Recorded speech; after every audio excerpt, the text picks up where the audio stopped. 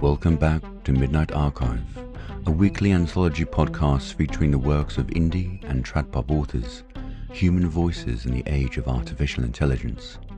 Each week we offer up to you a sample of a writer's work, a few chapters from one of their books, or perhaps a short story. These stories were submitted to us and narrated by either myself, KG Heath, or a guest narrator.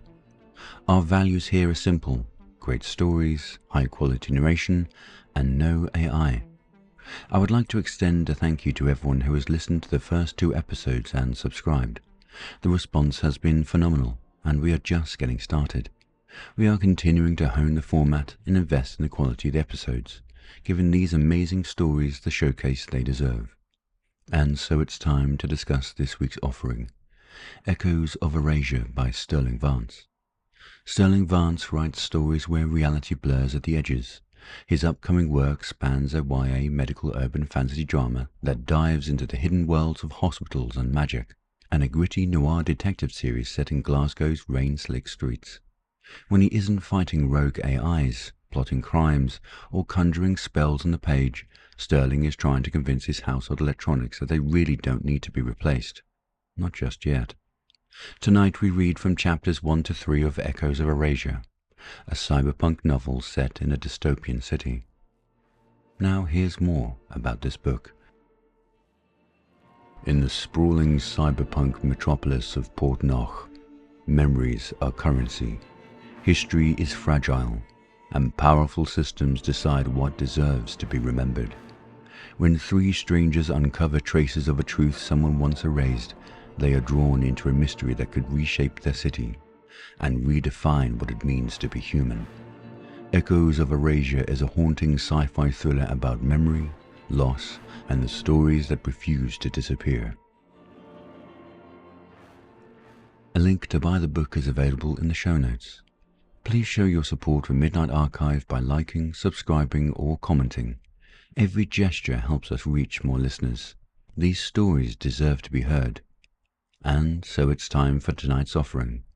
Close the door, turn off the light, and get into your bed. Just you, your phone, and your headphones. This is Midnight Archive.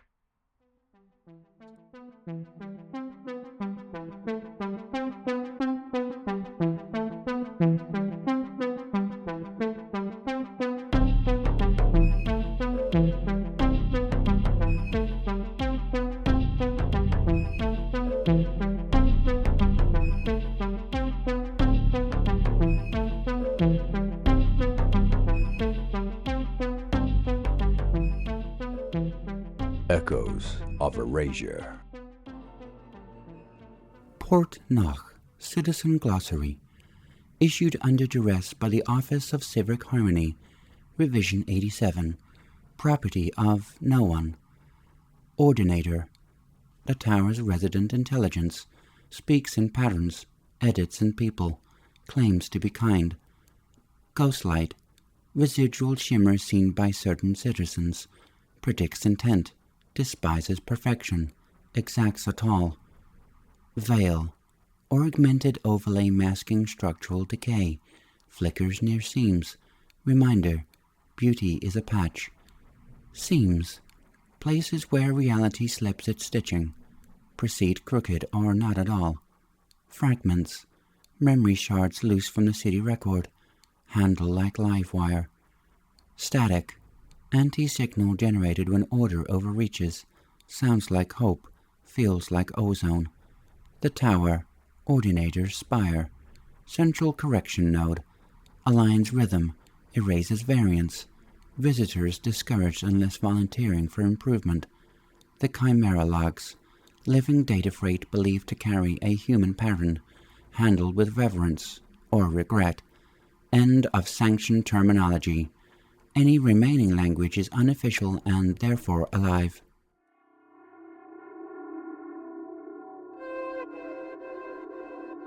Part 1.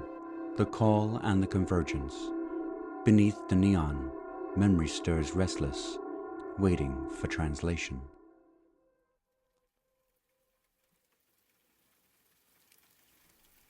Chapter 1. Neon Whisper. Ozone and old rain clung to the night as if the city had burned once already. Rain thickened the air, blurring the skyline, but the city still pulsed with light. Towers rose like jagged teeth. Ads strobed across their faces, fighting for attention until they blurred into electric haze. Hollow screens drifted through the rain like wounded ghosts. Even the streets glimmered, water pooling in shallow mirrors that caught every color and bent it until the pavement bruised. Most people moved through it blind to the excess, their eyes tuned to filters and overlays that kept the signal manageable. To them, it was background noise, a city breathing. To Avara Lux, it was suffocation. The ghost light licked across her vision in restless streaks, outlines that never lined up with the world around her. Pedestrians flickered with second shadows. Street lamps bled colors that weren't programmed to cast. Every sign hummed a note that only she could hear, a sour harmony buried under the rain. A lambent shimmer ran the hood's edge. Ghostlit in passing glow, she kept her pace brisk, boots splashing through puddles that left a wet concrete tang crawling over her tongue. She kept her eyes down. The ghost light clung to people worst of all, a courier trailing a duplicate self, a vendor's wave leaving an afterimage of static. She watched the reflections break under her boots and forced herself not to look up. The trick was not to engage. It still pressed close. The noise felt sharper tonight, angles biting at her ribs. She drifted past the tram stop and let her gaze follow the bolts along the rail. 3, 6, 9. A crooked arithmetic she trusted more than prayer. The count steadied her pulse, proof that something in Port Noch still remembered order. Everyone else seemed dulled by routine. Commuters scrolling on retinal feeds, a kid shaking rain from his jacket, a man arguing with an empty air feed. But Avara's vision wavered, the air thickening with translucent threads.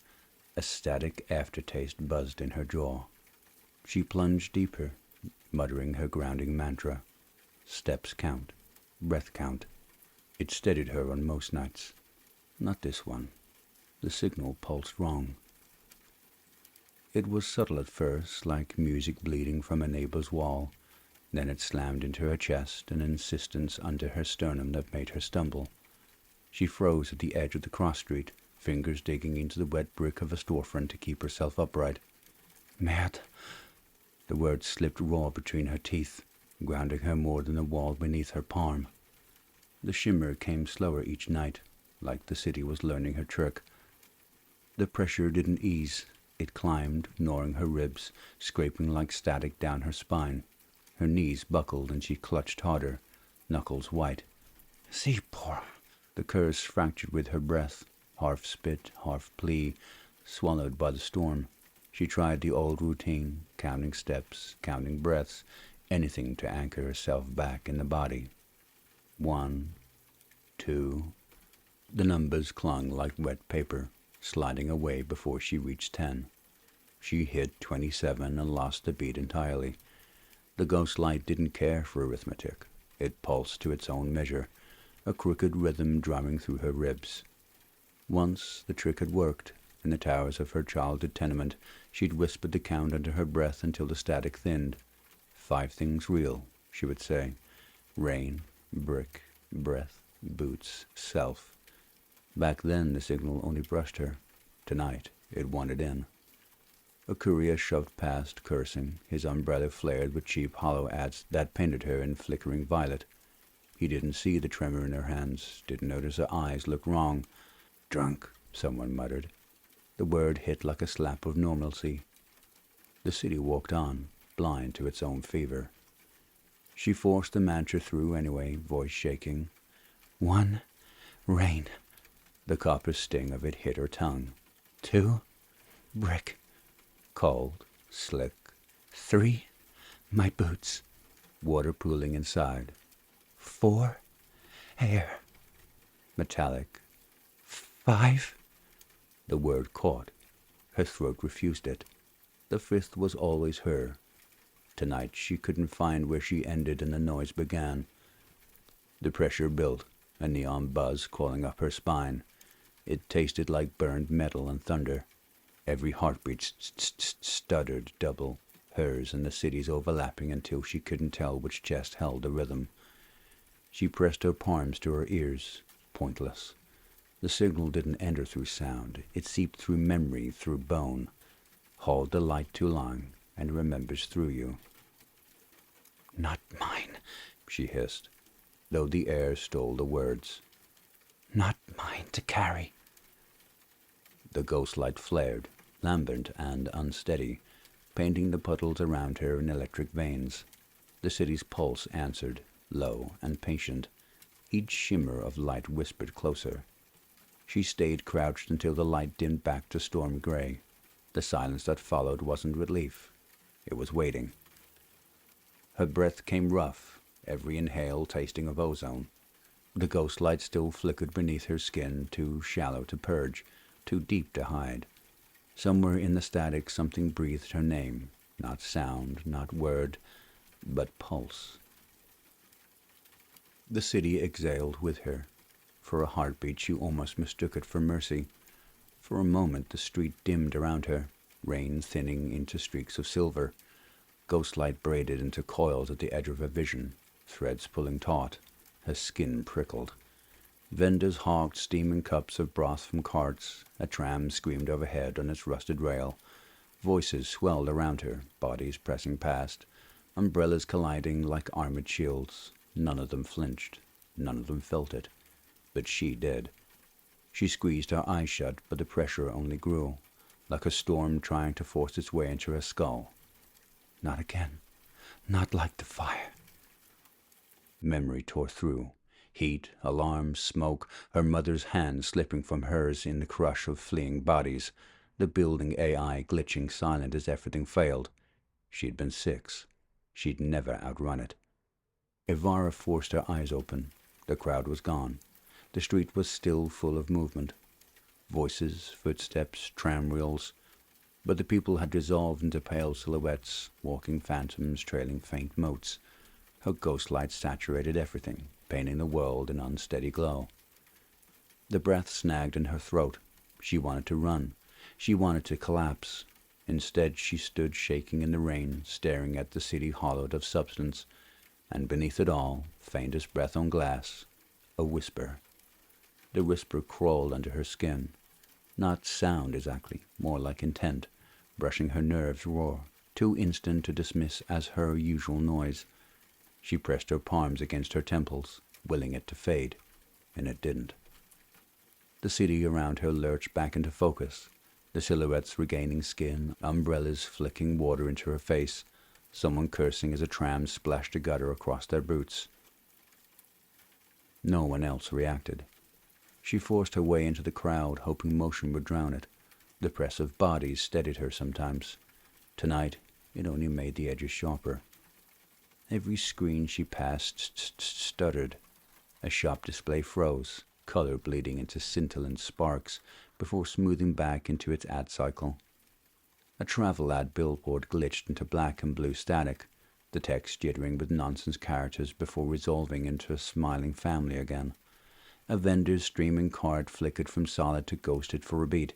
She smelled broth, but the stand was gone, then back again. The stink of ozone lingered in her nose. A man bumped her shoulder. "Watch it," he spat. His face blurred for a second, the ghost light sketching a second jawline that didn't belong. She flinched, but he kept walking, already forgetting her. On the corner, a busker strummed a cracked guitar, his AR amp projecting a pulsing chord into the drizzle.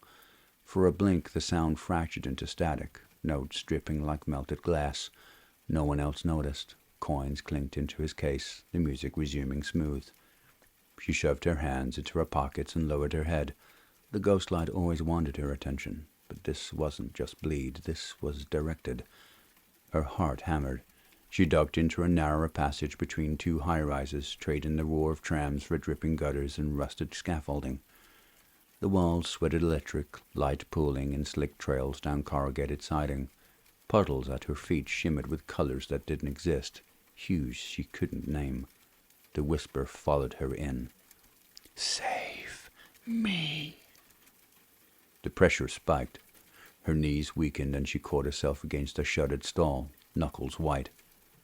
She squeezed her eyes shut and reached for the count, the one that had steadied her since she was a teenager. 1. Rain. The numbers scattered before she found the second, sliding off her tongue faster than they ever had. The mantra wasn't holding, not tonight. Save me. She'd had visions before. She'd seen plenty of bleed, but never words, never a voice with shape. The last time the signal had pressed that close, the city had burned and taken her mother with it. Now the same force pressed at her again, years later, like it had reached through time to find her. Her stomach turned. She should run. Running had kept her alive this long. Drown it out in noise, drink until the light burned, grind her teeth through the worst of it until sleep came. But her feet stayed planted. She dragged her eyes open. The alley swam with glow, faint threads drifting like smoke, then snapping taut, weaving into a trembling line. The strand hovered mid-air, pulsing in time with her heartbeat. Avara's breath stuttered. She could almost believe it was reaching for her. The whisper pressed closer. Save me.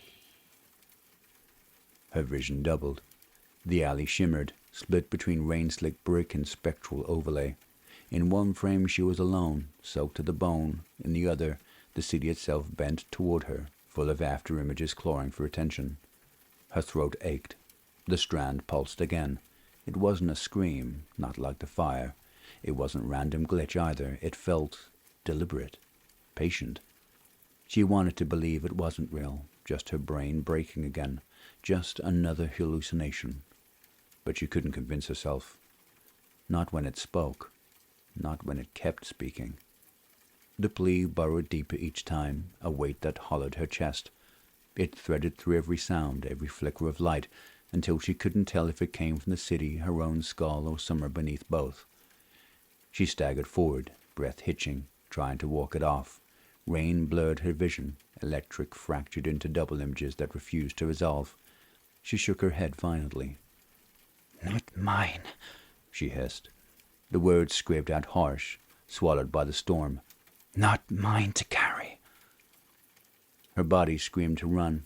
She could still disappear into the crowd, lose herself in the noise, pretend the ghostlight was nothing more than static overload, pretend she hadn't heard words, pretend she wasn't chosen. She turned back toward the main street, then froze. The passage behind her no longer looked like a passage. The buildings on either side leaned unnaturally close, geometry warping in the corner of her eye. The rain shimmered mid-air, frozen for a blink too long before falling. The world wanted to let her go. The whisper wanted her to stay.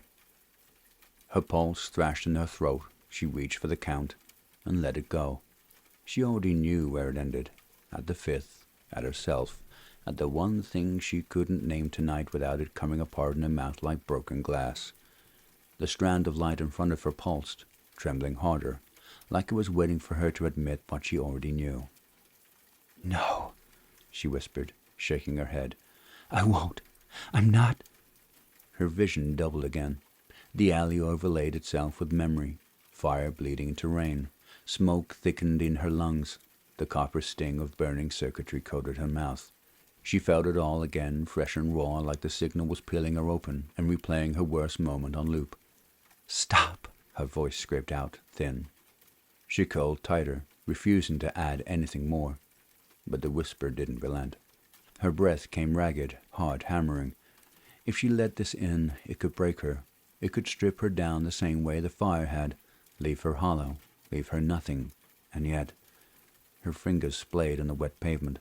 Some part of her wanted to believe she wasn't imagining it, that someone was reaching out, that her ghostlight wasn't only curse, wasn't only trauma, that maybe the plea meant she could matter. She lifted her head slowly, rain sliding down her face. The strand of light hovered inches from her, vibrating like a plucked wire. Her choice sharpened. Run, and let the voice fade into static, or listen, and carry it with her wherever it led. Her jaw clenched. Tears pricked hot at the corner of her eyes. Her whole body trembled with the weight of it. And then she knew.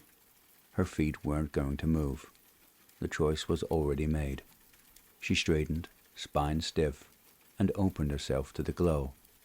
"I hear you," she whispered.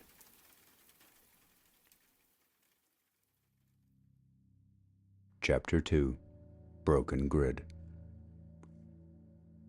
Sterling Vance's workshop was never silent. Even when the tools were powered down and the city outside muffled itself in storm, the place hummed. Old processors cycling heat, a dozen jury-rigged systems ticking faintly as if to remind him they were alive.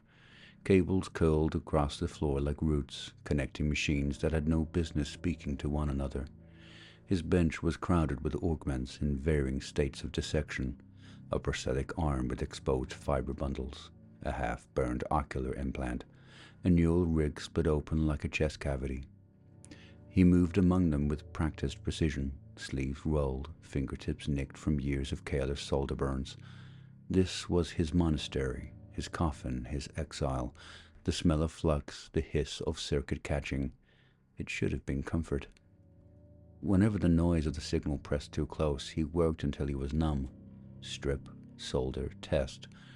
The motions tuned his hands, if not his heart. A rhythm that had nothing to do with the network, only with his hands. Tonight he'd spent an hour trying to coax a dead prosthetic finger to flex.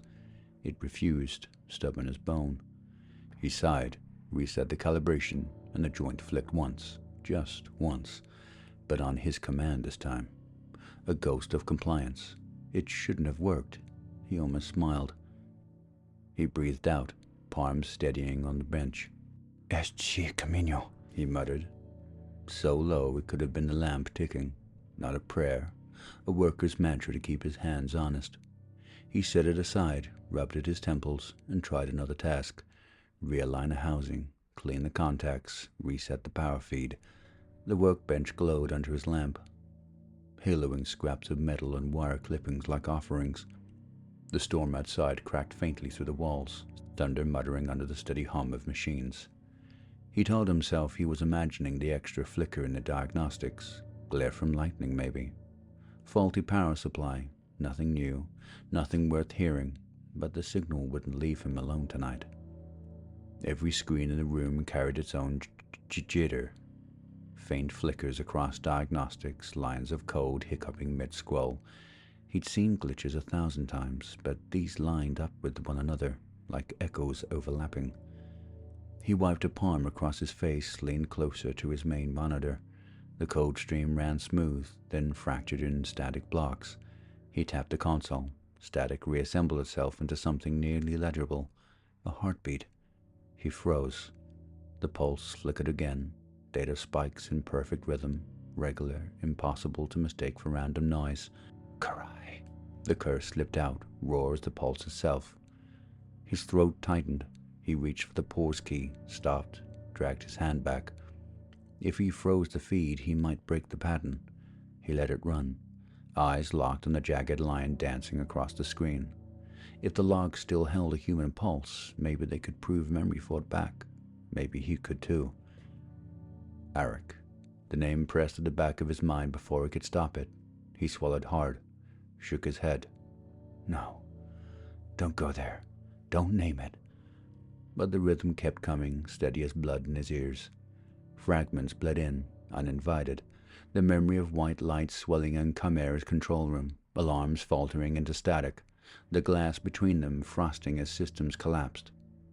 Arik's silhouette on the other side, face blurred by smoke and failing light, one hand lifted like he meant to reach through, then gone.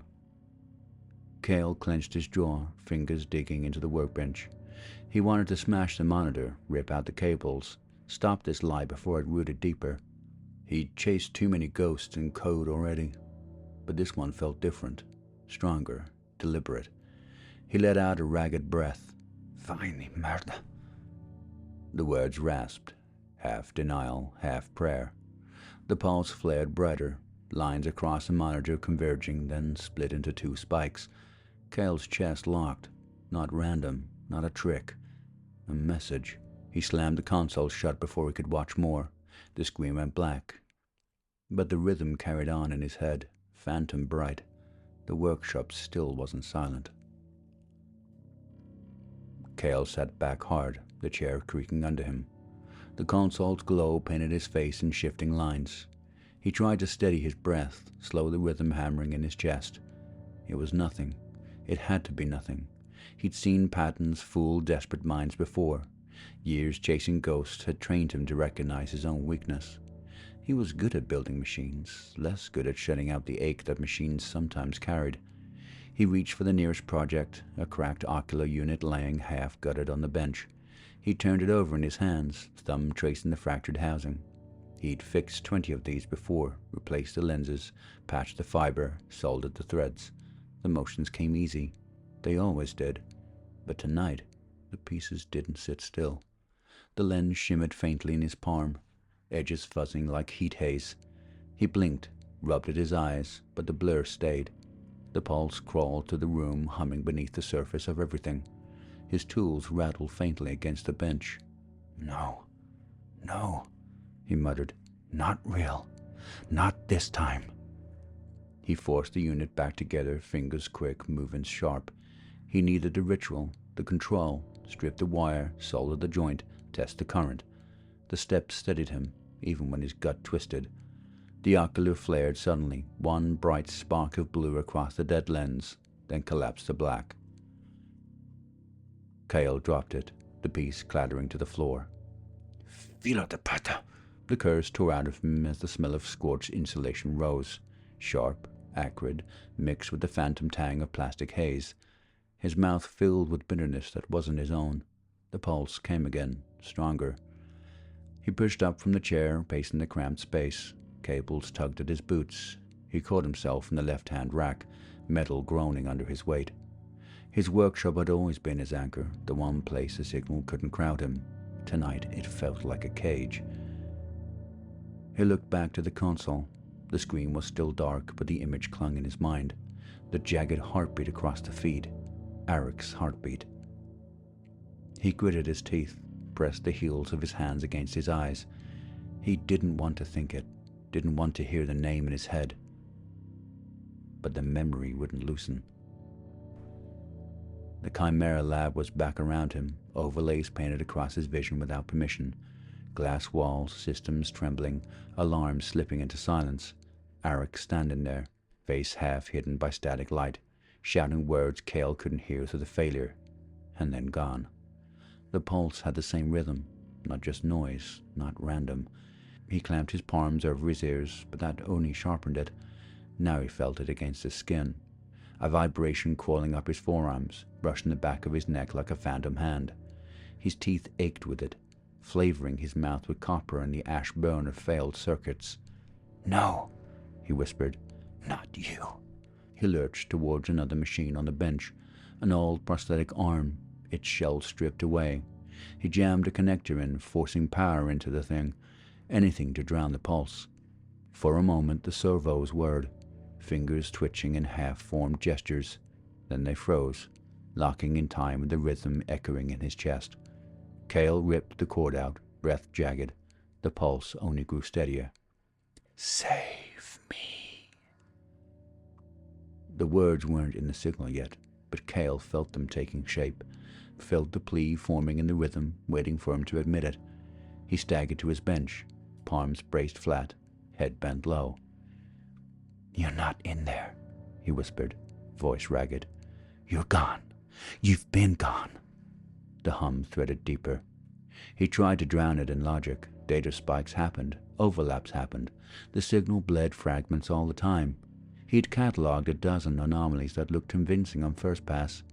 Every one of them had dissolved under scrutiny, but this one didn't want to dissolve. The pulse grew steadier, beating in time with his own chest. He could feel it in his ribs, his throat, the tips of his fingers. His hand twitched towards the console. He froze, staring at it like it was a living thing. He powered it back on. If he let the feed run, he knew what would happen. He'd chase it. He'd chase until the workshop emptied of food, until the walls blurred into noise, until the static swallowed him whole. He'd promised himself he'd never do it again. But the pulse came again, softer this time, almost gone. The words still weren't there. Not exactly. But they pressed into him, shaping themselves against the inside of his skull. He closed his eyes. He could almost feel Eric's hand on his shoulder, the weight of it, the warmth that had steadied him for years. Memory, hallucination, or something else, it didn't matter. The sensation broke him. Cale's knees bent. He slumped into the chair, fingers dragged down his face. His machines hummed around him. The storm outside cracked. The workshop felt smaller by the second. He wanted to smash everything. He wanted to listen forever. Both urges toward him, and neither promised peace. The console sat black in front of him, wanting, waiting. He whispered the words he swore he wouldn't say. "Eric?" The silence answered with a pulse. The silence after the pulse was worse than the noise. Cale sat rigid in his chair, eyes locked on the blank console. He told himself he could still walk away. If he kept the system dark, if he didn't chase it, the pattern would fade. It always did. He could bury himself in work and scraps and solder until the ache dulled. But the ache wasn't fading. It was growing. He pressed his hands flat against the bench, knuckles white. His breath rasped in the tight space, louder than the hum of the machines. Just a glitch, he thought. A dozen others like it before. Nights wasted, code unraveled line by line, only to dissolve into nothing. But none of those had felt like this. None had carried the rhythm of blood in his veins. None had stirred memory so sharp it still stung behind his eyes. The words weren't audible, not yet, but they were implied, bent into every surge. The plea shaped itself in the static, waiting for him to admit it. He clenched his teeth. "You're not here. You're not anything." The workshop disagreed. A prosthetic hand on the far bench twitched, fingers curling once before falling still. The monitors pulsed faintly. Black screens breathing with ghost-like edges. A nearby speaker crackled to life, exhaling a single hiss before dying again. His own pulse kicked harder, syncing with the invisible beat. Cale's stomach turned. He wanted to smash the equipment, tear out cables, burn the whole workshop down until no echo remained. But the thought of losing it, of silencing this last chance, however possible, froze him in place. Eric had been gone for years, gone in the collapse of Chimera, gone in fire and static. But what if he wasn't? What if the pulse was real, a signal threaded through the noise, clawing its way back to him? Cale's chest ached. He pressed a fist against it, as if he could force his heart to beat on his own rhythm. And it didn't listen. He whispered the name again, weaker this time. "Eric?" The machines answered with a surge, a hum that swelled and fell in perfect time with his voice. His vision swam, the air thick with phantom motes. The circuitry tang of roar signal laced his tongue, a metallic and sharp, and under it, in the sour drag of ash-laced grit, grief never washed away. He wanted to shut it out. He wanted to let it consume him. Both desires tangled until there was no difference. Cale sagged forward, forehead resting against the bench. His voice cracked when he spoke. "If it's you, then show me." The console flared back to life unbidden. The console snapped awake in a wash of blue. Cale flinched, hand halfway to the power cord, but froze. The screen wasn't diagnostics, just a flat band of light, beating steady across the display. A pulse. His throat tightened. He knew what he was seeing, but he refused to name it. The rhythm quickened, echoing in his chest, sinking until he couldn't tell which belonged to him. He staggered back, breath shallow. The sound was more breath than voice, drowned in the glow, but the glow followed, filling the workshop with lambent shimmer. Tools rattled against the bench. The prosthetic on the floor clicked once, like a joint snapping into place. This time the words formed clearer. Not in sound, but inside him. Intent pressed into bone. Cale's hands shook. He wanted to run, to smash the screen, to burn the room down around him, but his legs rooted him to the concrete. The glow dimmed, collapsing back into the single line, then nothing. Darkness reclaimed the workshop, machines humming like they had all along. But the rhythm stayed in his chest. He couldn't shake it. Wouldn't. Cale sank onto the stool, facing his hands. "I hear you," he whispered. The console was silent. His pulse wasn't. The comm at his bench buzzed. He hesitated, then answered. "Not a good hour," he growled. "Not a good decade," came the reply. Ren Callow's voice, clear, steady, edged with fatigue. She didn't need to ask whose signal it was. "I cross-referenced 3 anomalies," she said. "All of them loop back to the Void Tower. Whatever's humming there isn't random bleed, it's echoes. Unless I'm wrong," she added, quieter. "It could still be cross-contamination. I've been wrong before." Cale shut his eyes, teeth grinding. "Say his name," she prompted, softer now. His jaw ached from resisting. The words slipped anyway. "Arik." The shard on his bench, hers still linked, flickered in reply, faint lambent lines sketching the tower's silhouette. He strapped his rig onto his spine, movements sharp and mechanical as if speed could blunt the grief. "If it's him," he said flatly, "I'll tear the tower down to get him back." The logs aren't deader, they're witnesses. If the tower gets them first, they'll testify wrong. Silence on the line. Then I'll see you there." the call clicked out. Outside, the rain blurred the skyline into static. The tower watched, patient. Somewhere between their signals, the truth hummed. To save the city, someone would have to let it forget. The console dimmed to black, but the rhythm stayed in his chest. He tightened the case strap until it bit, locked the door behind him, and stepped into the storm without looking back. One proof left to find. Chapter 3. Edge of Signal. Stormwater herded people into alleys, tighter and meaner than usual. Avara kept her hood low, slipping through the press of bodies toward the glow she couldn't ignore. The Whisperer hadn't left her since that night. No longer a voice, more a tug in the gut, a phantom thread winding her through the city's veins. She hated the way it pulled, but she hated standing still more. The crowd bottlenecked beneath a tram overpass. Electric ran slick across wet concrete, fractured by boots and umbrellas. The air reeked of wet steel and fried sugar. The storm pressed down until even breathing felt rationed. She braced against shoulders, muttered apologies to no one in particular, and tried to stay small. That was when the hum crawled across her tongue, sharp and urgent. Trouble. The first shout confirmed it. 2 men burst out of a side street, scattering commuters like birds. Augment heavy, shoulders bulged with steel under raincoats, eyes faint circuitry glow. Mercs. Not scavengers or alley punks, this was paid muscle, storm-hard and deliberate. They weren't chasing civilians, their focus locked past the crowd. People shrieked, umbrellas snapped shut in panic, stalls toppled. A broth cart spilled steaming liquid across the pavement. The scent of ginger and beef clashed with ozone. A tram overhead screamed against its rail, sound bending sharp enough to sting her teeth. "Foda!" someone shouted, voice cracking as umbrellas collided and bodies shoved. AR overlays jittered. A billboard's smiling face warped into a grotesque mask before resetting. A child's toy drone flickered in and out, buzzing like a ghost before crashing into a puddle. A preacher on the corner raised his hand and shouted about cleansing rain, only to glitch half-transparent as his overlay hiccuped. A woman yanked her child by the wrist, both vanishing into a side street before the mercs could cut them off.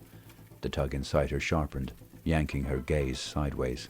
A man shoved through the flow, older than the mercs, built heavy, a case clutched to his chest.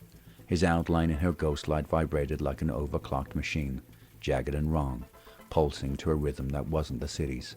Even from here she could taste the desperation bleeding off him. Acrid coffee bite. Beneath it burned something harsher.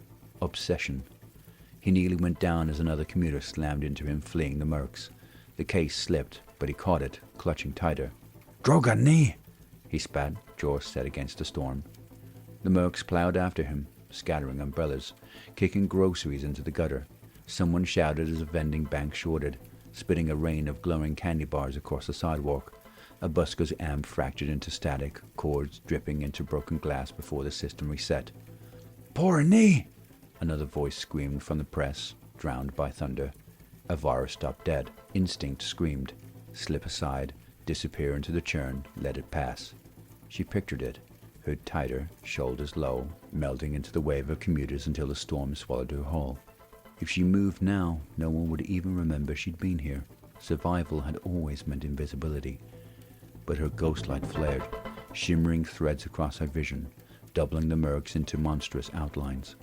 The glow bled into hues she had no names for, colors that tasted like rust and ash. The air thickened with plastic haze, bitter on her tongue.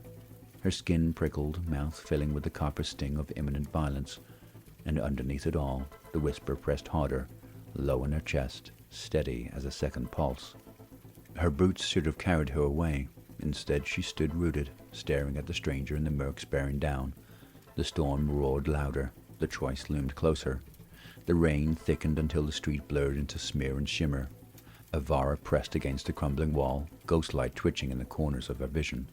Each drop carried its own pulse, lambent threads tangled through the static haze.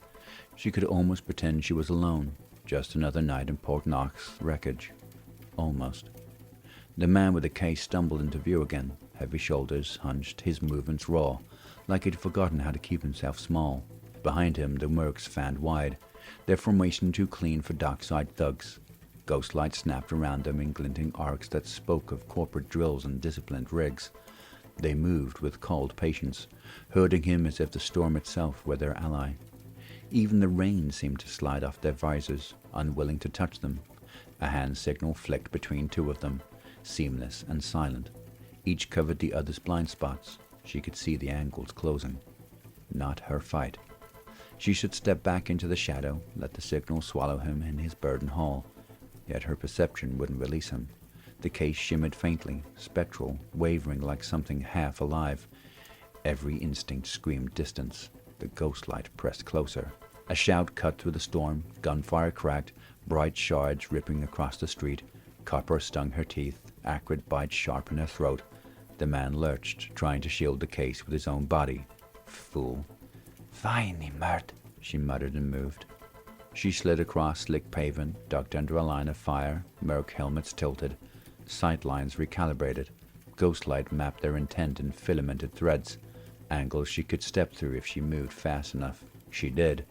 Her shoulder slammed the man aside just before a round scorched through where he'd stood. He landed hard, still clutching the case. For a moment he stared at her, rain plastering hair against his face, eyes narrowed as if she were another enemy. No gratitude, no question, just white-knuckled grip on that box. Ivara hissed through her teeth. The wet concrete taste of duty had settled in her mouth, heavy, grounding, and she hated it. She could have walked away a minute ago. Now she was inside the pattern. Gunfire snapped again. For Kale, the storm was already an overload, signal and static indistinguishable. Every drop broke into shards of light, scattering across his vision. He ducked behind a tram pillar, breath hitching with each pulse, heartbeat sinking to the noise. Then she appeared. Not a woman at first, not flesh, but a flare, a spectral blaze cutting through the shimmer. He blinked, tried to tether her shape, but the signal refracted her into translucent glow, unreal, almost imagined. Arik should have been here. Arik always cut the noise sharp, steadied him. Instead, the absence pressed copper sour against his tongue, stale water memory choking his throat. The flare shoved him down, saving him from the round he hadn't seen. She burned into his perception, unwelcome, necessary.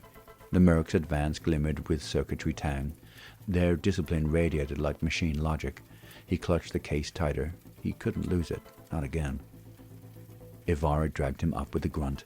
"Move!" she snapped, though the storm swallowed the word. The mercs had shifted, their fire now cutting toward her as much as him. One gesture of interference and she'd painted a target on her own back. She still could run. Let them have him. Let them have whatever lived inside that box. She had promised herself years ago never to step into someone else's ruin again. But her body betrayed her. Choosing before her mind could argue, she pushed him forward, steps already aligning with his, muscles matching pace against instinct. Each movement carried the molasses drag of inevitability, slow and reluctant, but unstoppable. They staggered through rain-slick alleys, ghost light burning at her edges. Merc traces sketch lines through the storm, phantom bright motes scattering as shots hit wet walls. Her breath came shallow, the acrid coffee bud of frustration clinging to her mouth. A vending drone exploded beside her, spraying sparks across her arm. She yanked the man clear, teeth clenched. Philo Tashi! She didn't know his name, didn't want to. Yet every flicker of her perception told her leaving wasn't an option. They cut across a fractured arcade. Glow bled into puddles, prismatic shimmer breaking under their boots. The signal wavered, glitch ripples threading through the rain like a veil about to tear. The air itself seemed charged, each breath coated with plastic haze and faint ozone. It was like stepping into a corridor of false light, the city holding its breath. The mercs were faster than they should have been. Ghostlight drew their paths, glinting arcs narrowing, boxing them in. Shots shattered a vending drone beside her, sparks fizzing across her arm. She pulled the man clear again, teeth clenched. The case pulled everything toward it. She didn't know its name, its weight, its story, only that the mercs wanted it, only that the ghostlight wouldn't let her step away. They reached the end of the arcade, an intersection blown wide open to the storm. The merc squad tightened behind them, cutting off retreat. Ahead, another pair of visors flared through the haze. Avara skidded to a stop, chest heaving. Rain hammered down, cold and relentless. Ghostlight coruscated across every surface, mapping threat after threat until the whole street was nothing but hostile glow. The man still clutched the case, eyes fixed forward, jaw clenched hard enough to crack. Avara spat rainwater. She Lizzo! Every nerve on fire. They were trapped. Rain hammered the intersection until it hissed like boiling water. Ivara's ghostlight lit every surface in hostile filaments. Angles converged, merc lines tightening from both sides. No gaps, no exits. The man still clutched his case, jaw locked, eyes fixed forward as though stubbornness alone could carve a path. Ivara almost left him then. Almost. Her body leaned back, ready to vanish into shadow, but the ghostlight held her fast. The case shimmered with the same half-alive glimmer that had hooked her before, threading through her ribs until her next breath felt like commitment. The mercs advanced. Their visors reflected the storm in cruel flashes, weapons raised in seamless arcs. A pair moved to flank, another dropped to one knee for steady fire. She tasted copper and acrid bite, the flavors of conflict she'd sworn to avoid. A burst of rounds cut the air. She slammed herself into motion, dragging him toward cover that didn't really exist. Her hand found a shard of broken conduit, hefted it like a blade. She drove it against the nearest visor with every ounce of anger she'd kept bottled. The impact rang metal. The merc staggered, helmet dented but not destroyed. The others surged. Gunfire shattered signs above them, neon spray raining down in burning shards. The man swung an elbow awkwardly, knocking one assailant aside while keeping the case close to his chest. Not a fighter, but stubborn, desperate. He moved like someone with nothing left but the weight in his arms. Ivara spun, caught another merc with a kick that jarred through her bones. Pain shot up her leg, but she didn't stop. She couldn't. The ghostlight poured predictive threads across her vision, every strike telegraphed in gleaming lines. She followed them, ducking just in time to feel a round tear past her shoulder. The storm static screamed in her ears, the hum rattling her teeth. The merc squad pressed harder. A stun round burst against the wall, arcs chasing across wet stone. The air filled with ozone, catching in her lungs. Ivara slammed her shoulder against the man's, forcing him to pivot with her. They fought in sync now, not out of trust, but sheer necessity. Each time she moved to intercept, he shifted to guard the case. Each time he faltered, she dragged him upright. The intersection burned with chaos. Rain carried shards of light. Merc's boots pounded in unison, their discipline an iron drumbeat against her nerves. The ghostlight howled in her skull, brighter than ever, so fierce she thought it might rip her apart. Still, she held the line, conduit slick in her hands, muscles screaming. They were losing ground. Outnumbered, outgunned, outlasted. Her lungs ached with coal dust heaviness, breath tearing. She knew they couldn't hold much longer. The storm swallowed her thoughts until only one remained. She had chosen, and she would see it through.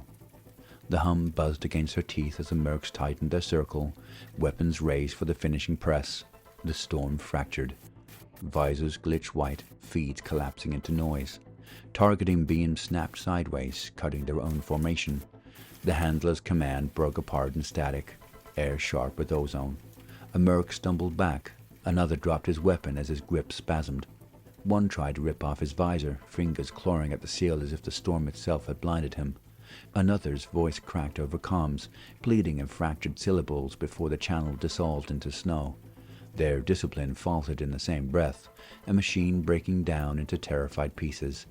The street held its breath, rain hissing over broken glow. Through the scramble, a new light bled in. A console scattering coruscating threads, each flare echoing too cleanly to be chance. A woman pushed through the haze, steady as if she'd chosen this wreckage on purpose, braids plastered against her jaw, eyes sharp, catching spectral glints off the storm. Her gaze swept the man with the case, then fixed on Ibarra. The look lingered, not suspicion, not welcome, something closer to recognition, though they had never met. The woman's breath caught, almost a flinch. "Ghostlight," she murmured, as if naming a secret aloud. The word rippled through the storm like a strike across glass. Nearby signs spasmed, guttering in sympathy, as if the city itself had overheard the name. Citizens on the fringe flinched, their eyes flickering toward Ibarra before they hurried away faster, unwilling to stand near whatever had just been exposed. Ibarra flinched harder. The word felt invasive, like hands pressing into her chest, tugging at the scar no one else could see. Her fists tightened, conduit creaking. "And who the hell are you?" The woman's voice was calm, her eyes still locked in Ibarra. "Ren Callow, and I've been following this longer than either of you." The console in her grip dimmed, its signal fading into the rain.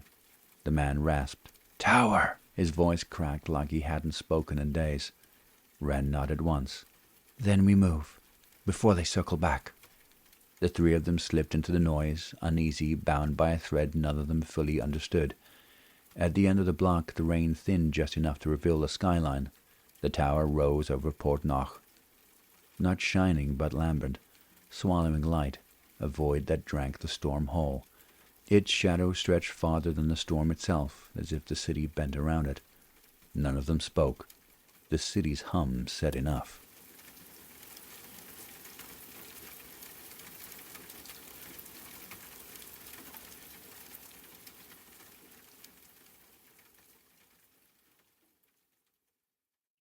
Thank you, dear listener, for listening to Midnight Archive. We will be back next week with another offering from a writer of fantasy, horror, science fiction, or romantasy. Please support this week's author by checking out the links in the show notes to buy the book or follow them on social media. Until next week, stay safe, if you can.